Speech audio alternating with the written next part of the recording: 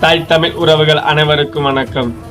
தமிழக அரசால் கோயமுத்தூர் முதல் அவிநாசி வரை உயர்மட்ட தேசிய நெடுஞ்சாலை ஏறக்குறைய 9 ஆண்டுகளாக இந்த பணி நடைபெற்று இப்பொழுது முடிவடைந்து இந்த சாலை மக்கள் பயன்பாட்டிற்காக திறக்கப்பட உள்ளது.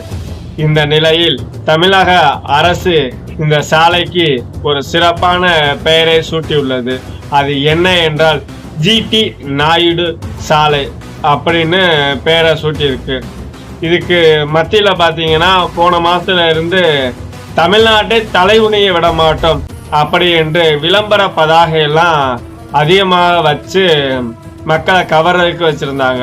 அதுக்கு இப்ப வச்சதுக்கு என்ன சம்பந்தம் அப்படின்னு கேட்டா, தமிழ்நாட்டை தலைகுனிய விட மாட்டோம் என்று சொல்லிட்டு ஒரே ஒரு மேம்பாலத்துல மொத்த தமிழர்களுடைய மானத்தையும் போட்டு குழி தோண்டு மூடிட்டாங்க அப்படின்னு தான் சொல்ல முடியும்.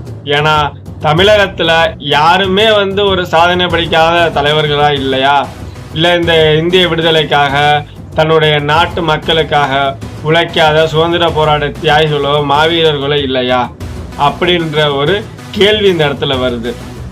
இதுல சமூக நீதி காத்த தலைவர் நாங்க தான், சமூக நீதி ஆட்சி அப்படின்னு சொல்லிடுறாங்க. தெருக்கல்ல தமிழ் தியாகிகளும் தமிழ் பேரறிஞர்களும் தமிழ் மக்களுக்காக சுதந்திர போராட்டத்தில் பங்கேற்றவர்களுடைய பேர் ஜாதி பேரோட இருந்தால் அதை அழிக்கணும், அதை மாற்றணும் அப்படின்னு சொல்லி கட்டடத்துலையும் தெருக்கல்ல உள்ள பேரெல்லாம் அழிச்சாங்க. குறிப்பாக சொல்ல போனோம்னா ஐயா பசுமன் முத்துராமலிங்க தேவருடைய பேரை தேவருங்கிற பேரை அழிச்சிட்டு முத்துராமலிங்கம் இல்லை முத்துராமலிங்கர் அப்படின்றத கொண்டு வந்தாங்க. நிறைய இடத்துல பார்த்துருப்போம். அது மாதிரி தமிழ்நாடு தேர்வு ஆணையம் என்று சொல்லக்கூடிய டிஎன்பிசி அந்த தேர்வோட முத்துராமலிங்க தேவருங்கிறத எடுத்துட்டு முத்துராமலிங்கர் அப்படின்னு போட்டிருந்தா பார்த்தோம். இதுக்கு இடையில இங்க மட்டும் எப்படிங்கய்யா ஜிடி நாயுடுன்னு வருது? நாயுடுங்கிறது அவர் படிச்சு வாங்கின பட்டமா? அவருடைய பேர் கோபாலசாமி துரைசாமி தானே.